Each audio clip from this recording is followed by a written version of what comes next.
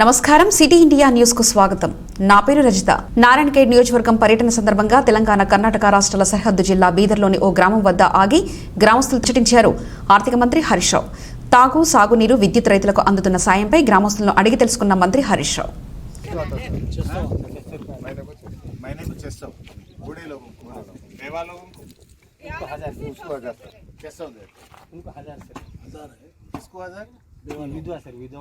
विधवाओं को 1000 है। अच्छा, बूढ़े को 600, हैंडीकैप 1000 उनको भी 600 तो 600 भी दे रहे हैं। बुढ़े लोगों को क्या तो सिर्फ उनमें क्या तो 1000 बुढ़े को 1000 दे रहे। अच्छा विधवा को 600 रुपए दे रहे। विधवा को 600 दे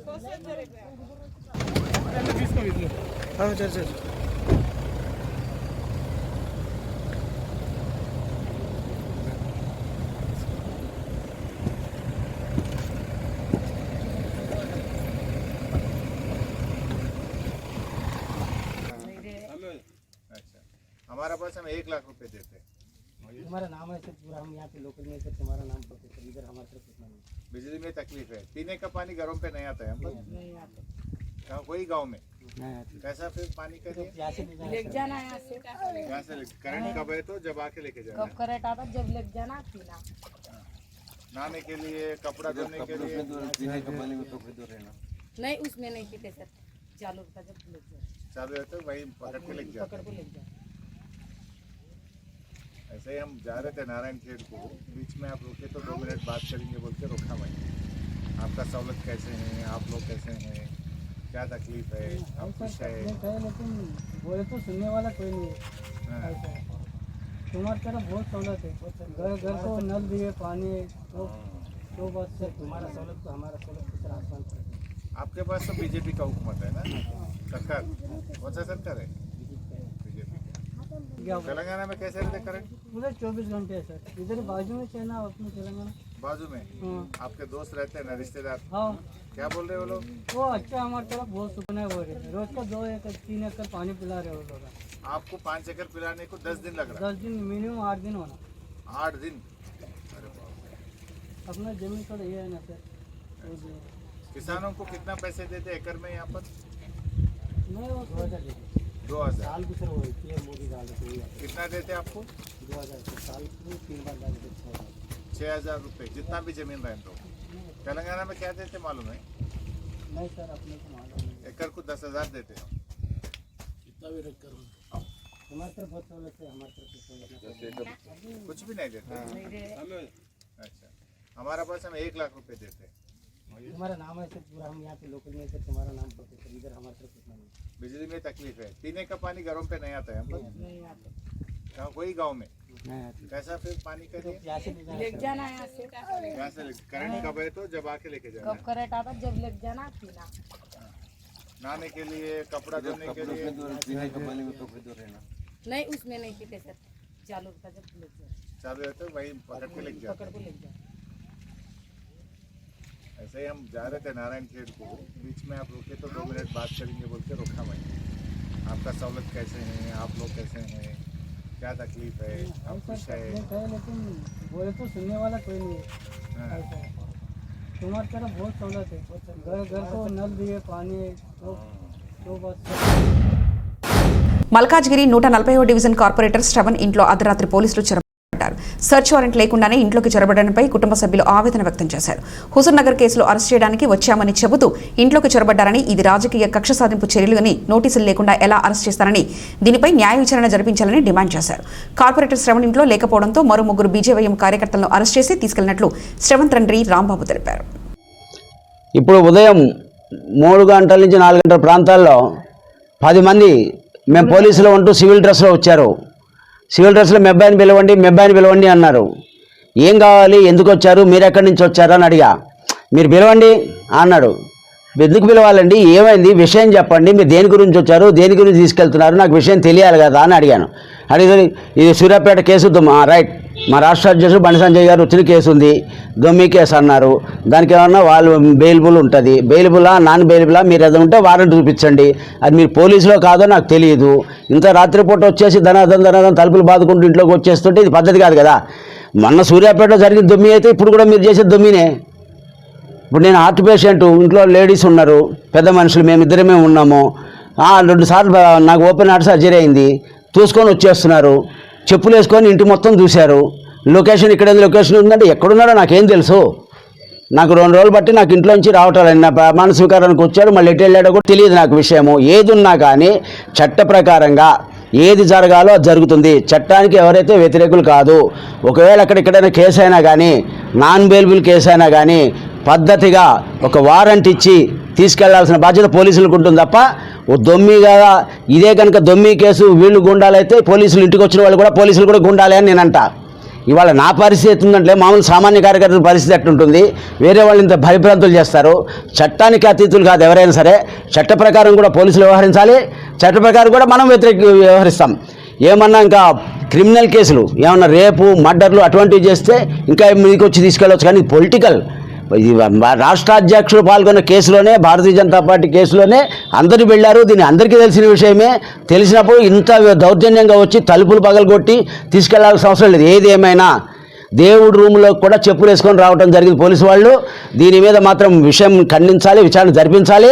ఏదే మన కార్యకర్తలు ఇంకా ఇక్కడే కాకుండా మా యువమోర్చా కార్యకర్తలు కొంతమంది తీసుకెళ్లారు, నాకు విషయం తెలిసింది. వాళ్ళందరూ వచ్చి చెప్పడం జరిగింది.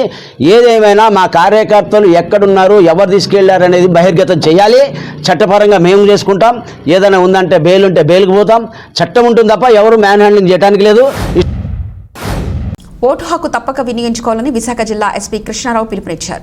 నర్సీపట్నంలో గ్రామ పంచాయతీ ఎన్నికల్లో ఓటు హక్కు కలిగిన ప్రతి ఒక్కరూ తమ ఓటు హక్కును వినియోగించుకోవాలని జిల్లా పోలీస్ అధికారి జిల్లా ఎస్పీ కృష్ణారావు కోరారు.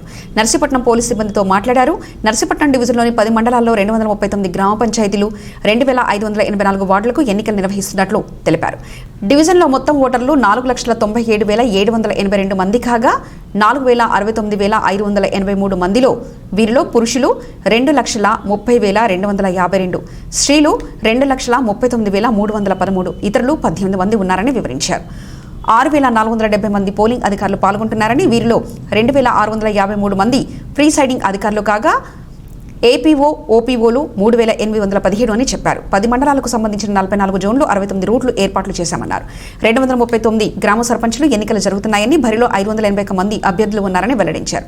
2,584 వార్డు మెంబర్ల పదవులకు 400 మంది ఏకగ్రీవంగా ఎన్నికారని, మిగిలిన 2,184 పదవులకు 4,641 మంది అభ్యర్థులు పోటీలో నిలిచారని, ఎక్కడ ఎటువంటి అవాంఛనీయ సంఘటనలు జరగకుండా ప్రశాంతంగా ఓటు హక్కును వినియోగించుకోవాలా చూడాలన్నారు.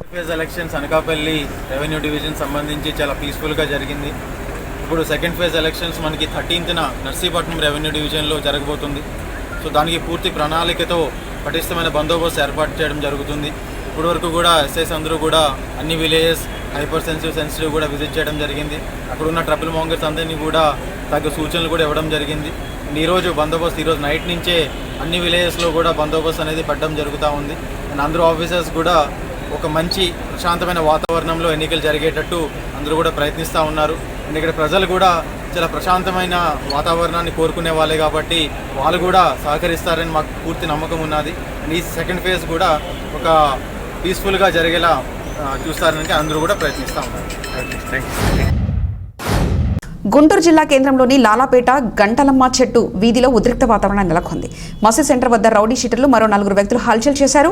మహమ్మద్ రయాన్ అనే బంగారు వ్యాపారిపై కర్రలతో విచక్షణరహితంగా దాడికి పాల్పడ్డారు. ఈ దాడిలో మహమ్మద్ రయాన్ తీవ్రంగా గాయపడ్డాడు. స్థానికులు చెప్పిన కథనం ప్రకారం మహమ్మద్ రయాన్ బంగారం వ్యాపారం నిర్వహిస్తుంటాడు. తద్వారా అతను మరికొందరికి కూడా ఉపాధి కల్పిస్తుంటాడు. అయితే స్థానికులైన తమకు కాకుండా బయటి వ్యక్తులకు బంగారం పని ఇస్తున్నాడన్న కోపంతో ఇమ్రాన్ అతనిపై పగ పెంచుకున్నాడు. ఈ క్రమంలో రయాన్పై దాడి చేసేందుకు రౌడీ షీటర్ మున్నాతో చేతులు కలిపాడు. అతనితో కలిసి పక్కా స్కెచ్ వేశాడు. మున్నా, జాకిర్, ఆరిఫ్ హుస్సేన్తో కలిసి రయాన్పై కర్రలతో దాడికి పాల్పడ్డారు ఇమ్రాన్. ఈ దాడిలో రయాన్కు తీవ్ర గాయాలయ్యాయి. రక్తపు మడుగులో ఉన్న రయాన్ను స్థానికులు జీజీహెచ్ హాస్పిటల్కి తరలించారు. వైద్యులు అతనికి చికిత్స అందిస్తున్నారు. ప్రస్తుతం అతని ఆరోగ్య పరిస్థితి నిలకడగా ఉందని వైద్యులు తెలిపారు. కాగా ఈ ఘటనపై లాలాపేట పోలీసులు కేసు నమోదు చేసి దర్యాప్తు చేస్తున్నారు. రయాన్పై దాడికి పాల్పడిన 5 నిందితుల కోసం గాలిస్తున్నారు.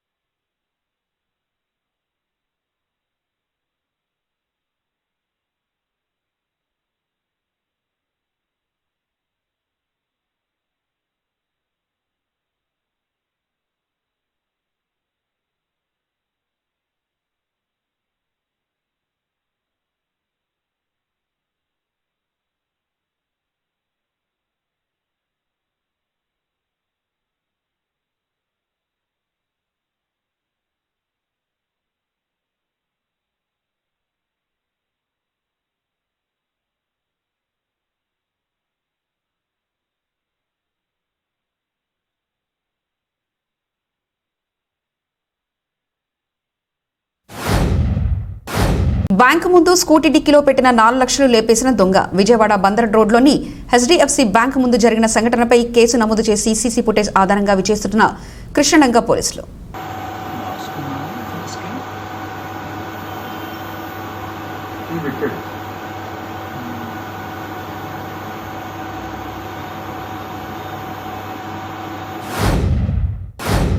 సీఎం జగన్ చేస్తున్న అభివృద్ధి కార్యక్రమాలు పంచాయతీ ఎన్నికల్లో వైసీపీ విజయానికి దోహదపడ్డాయని ఎమ్మెల్యే అనంత వెంకటరామరెడ్డి చెప్పారు. అనంతపురంలో రహదారి నిర్మాణ పనులను పరిశీలించారు. ఎక్కడా లోటుపాట్లు లేకుండా చూడాల్సిన బాధ్యత అధికారులపై ఉందని చెప్పారు. దేశంలో ఎక్కడా లేని విధంగా జగన్ ప్రభుత్వంలో సంక్షేమ కార్యక్రమాలు జరిగాయని అన్నారు. గతంలో వైఎస్ఆర్ కాంగ్రెస్ పార్టీ ప్రభుత్వం వచ్చేసి 19 నెలలు. మేము 2019 ఎన్నికల్లో ప్రజాప్రతినిధులుగా కూడా ఎన్నికై 19 మాసాలు కూడా ఎన్నికల సమయంలో మా పార్టీ కానీ మా నాయకుడు జగన్మోహన్ రెడ్డి గారు ఇచ్చిన ప్రతి కార్యక్రమం కూడా అమలు చేస్తున్నాం. ఈ 19 నెలల్లో సంక్షేమ కార్యక్రమాలన్నీ కూడా రాగద్వేషాలకు అతీతంగా, రాజకీయ పార్టీలకు అతీతంగా, వర్గాలకు అతీతంగా, కులాలకు అతీతంగా కూడా అందిస్తామని చెప్పిన ప్రకారం కూడా అన్నీ కూడా అందిస్తూనే ఉన్నాం. అలాగే మరీ ముఖ్యంగా ఇక్కడ స్థానికంగా కూడా జిల్లా కేంద్రమైన అనంతపురం అర్బన్ నియోజకవర్గంలో అనంతపురం కేంద్రము జిల్లా కేంద్రము, ఈ కేంద్రాన్ని కూడా అన్ని రకాల కూడా అభివృద్ధి కూడా చేస్తామని కూడా చెప్తుంది. రోడ్లు మరీ ముఖ్యంగా రోడ్లు కాలువలు అన్నీ కూడా సాధ్యమైనంత వరకు కూడా విస్తరించి ట్రాఫిక్ సమస్య అనేది కూడా లేకుండా చేస్తామని చెప్పడం కూడా జరిగింది. చెప్పిన ప్రకారమే ఈరోజు అనంతపురం పట్టణంలో ఎప్పుడూ లేని విధంగా కూడా దాదాపుగా కూడా 138-140 కోట్ల రూపాయలతో ఈ అనంతపురం మున్సిపల్ కార్పొరేషన్ పరిధిలోనే కూడా పనులు కూడా జరుగుతుంది. రోడ్లను కూడా ఎండ్ టు ఎండ్ అంటే డ్రైనేజ్ టు డ్రైనేజ్ కూడా చేసి వెడల్పు కూడా చేసి కొత్తగా రోడ్లను కూడా నిర్మిస్తూనే ఉన్నాం. మరి ముఖ్యంగా తడకలేరు దగ్గర నుంచి ఇక్కడ పాతూరు వరకు కూడా NH రోడ్డు కూడా 67-68 కోట్ల రూపాయలతో పనులు కూడా జరుగుతున్నాయి. అలాగే ఈరోజు 14 ఫైనాన్స్ కమిషన్ కానీ జనరల్ ఫండ్స్ ద్వారా కూడా ఇక్కడ కూడా దాదాపుగా 70-75 కోట్ల రూపాయలు అంటే 140 కోట్ల రూపాయలతో పనులు జరుగుతున్నాయి. ఇప్పటికే మేము అక్కడ సప్తగిరి సర్కిల్ దగ్గర నుంచి రాజు రోడ్డు మీదుగా శ్రీకంఠం సర్కిల్ మీదుగా కూడా గుత్తి రోడ్డు వరకు కూడా దాదాపుగా 2 కిలోమీటర్లకు పైబడి కూడా రోడ్లను కూడా ఎప్పుడూ రిలీజ్ చేస్తాం. ఎందుకంటే ఈ రోడ్డు దాదాపుగా 3.5-4 సంవత్సరాల నుంచి కూడా రోడ్డు అనేది వసతి లేకుండా ఎంతో కూడా ఇబ్బంది కూడా పడుతున్నారు. పెద్ద ట్రాఫిక్ ఉంది. ఆ సమస్యను ఈరోజు ఇక్కడ కూడా పూర్తి కూడా చేయడం. ఇవే కాదు, ఈరోజు ఒక RTO ఆఫీస్ ఎదురు కూడా ఈరోజు కూడా రోడ్డు కూడా చేసేసి కూడా దాన్ని కూడా క్లియర్ చేసి ఈరోజు రోడ్డు కూడా త్వరలోనే పూర్తి చేయబోతుంది. విశాఖ స్టీల్ ప్లాంట్ ప్రైవేటీకరణ ఎట్టి పరిస్థితుల్లో అంగీకరించమని టీడీపీ రాష్ట్ర అధ్యక్షుడు అచ్చెన్నాయుడు స్పష్టం చేశారు. స్టీల్ ప్లాంట్ ప్రైవేటీకరణకు వ్యతిరేకంగా తెలుగుదేశం పార్టీ నగర అధ్యక్షుడు పల్లా శ్రీనివాస్ చేపట్టిన అమరణ నిరాహార దీక్షకు అచ్చెన్నాయుడు మద్దతు తెలిపారు. ఈ సందర్భంగా ఆయన మాట్లాడుతూ విశాఖకు అన్యాయం చేయాలని కంకణం కట్టుకున్నారని ఆరోపించారు. వైసీపీ ఎంపీలు పార్లమెంట్లో నోరు తెరవడం లేదని మండిపడ్డారు.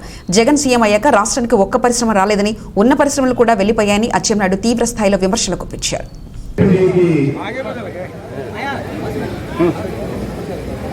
నుంచి విశాఖపట్నం స్టీల్ ప్లాంట్ యొక్క ఆస్తులని కొల్లగొట్టాలనే ఉద్దేశంతో కేంద్ర ప్రభుత్వం సహాయంతో విశాఖ స్టీల్ ప్లాంట్ ప్రైవేటీకరణకి వ్యతిరేకిస్తూ ఈరోజు ప్రాణ త్యాగానికి సిద్ధపడి ఆమరణ నిరాహార దీక్ష చేస్తున్నటువంటి Visakha parliament party Telugu Desam party అధ్యక్షుడు, మాజీ శాసనసభ్యుడు, ఈ ప్రాంతంలో అన్ని వర్గాలకి కష్టాలలో సుఖాలలో అండగా ఉంటున్నటువంటి సోదరుడు శ్రీ పల్లా శ్రీనివాసరావు గారు, ఆయనకు మద్దతుగా ఈ కార్యక్రమంలో పాల్గొన్నటువంటి నగరంలో శాసనసభ్యులు, శాసన మండలి సభ్యులు, మాజీ శాసనసభ్యులు, తెలుగుదేశం పార్టీ ముఖ్యమైనటువంటి నాయకులారా, కార్మిక సోదరులారా, ప్రజలారా, ఈ ఉద్యమంలో భాగస్వామ్యమైనటువంటి ప్రతి ఒక్కరికి పేరు పేరున నా తరఫున తెలుగుదేశం పార్టీ తరఫున హృదయపూర్వకమైనటువంటి నమస్కారాలు అభినందనలు చేస్తూ సోదరుడు శ్రీనివాస గారికి ఆయన చర్చకి రాష్ట్ర తెలుగుదేశం పార్టీ తరఫున వ్యక్తిగతంగా నా తరఫున సంపూర్ణమైనటువంటి మద్దతు తెలియజేస్తున్నాను. విశాఖ ఉప్పు ఒక్క గాజువాక ప్రాంతానికో విశాఖపట్నం నగరానికో ఉత్తరాంధ్ర భాగానికో ఆంధ్రప్రదేశ్ రాష్ట్రానికే కాదు, విశాఖ అంటే తెలుగు వారి యొక్క గుండె తప్పుడని చెప్పి తెలియజేస్తున్నాను. యువతాంధ్రానికి చెందినటువంటి సమస్య కాదు, ఈ రోజు తెలుగు వారి యొక్క గుండె తప్పుడే మన విశాఖ ఉందని చెప్పి సందర్భంగా తెలియజేస్తున్నాను. కాకినాడ కార్పొరేషన్ 9వ వార్డు కార్పొరేటర్ అనుమానాస్పద మృతి. కాకినాడ రూరల్ గంగరాజ్ నగర్లో రోడ్డుపై మృతి చెందిన వైసీపీ నాయకుడు కంపర రమేష్. రాత్రి 2:30 సమయంలో ఘటన జరిగి ఉంటుందని అంచనా వేస్తున్న పోలీసులు. హత్య లేక కారు ప్రమాదం అనే కోణంలో దర్యాప్తు చేస్తున్నారు పోలీసులు. సీసీటీవీ ఫుటేజ్ పరిశీలిస్తున్నారు పోలీసులు. కాకినాడ ట్రస్ట్ ఆసుపత్రికి మృతదేహాన్ని తరలింపు.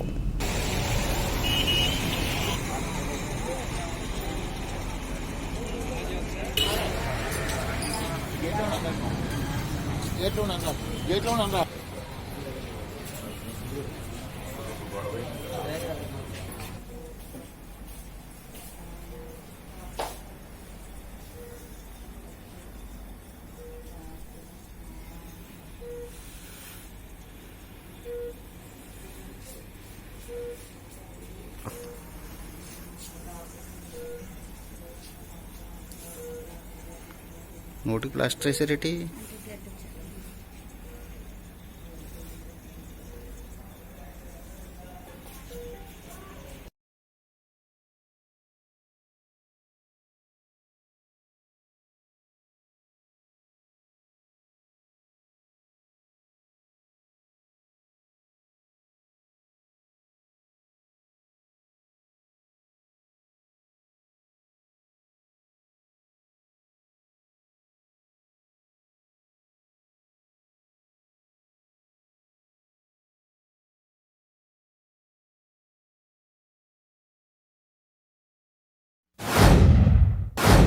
సమగ్ర సమాచార శ్రవంతికై చూస్తూనే ఉండండి సిటీ ఇండియా న్యూస్.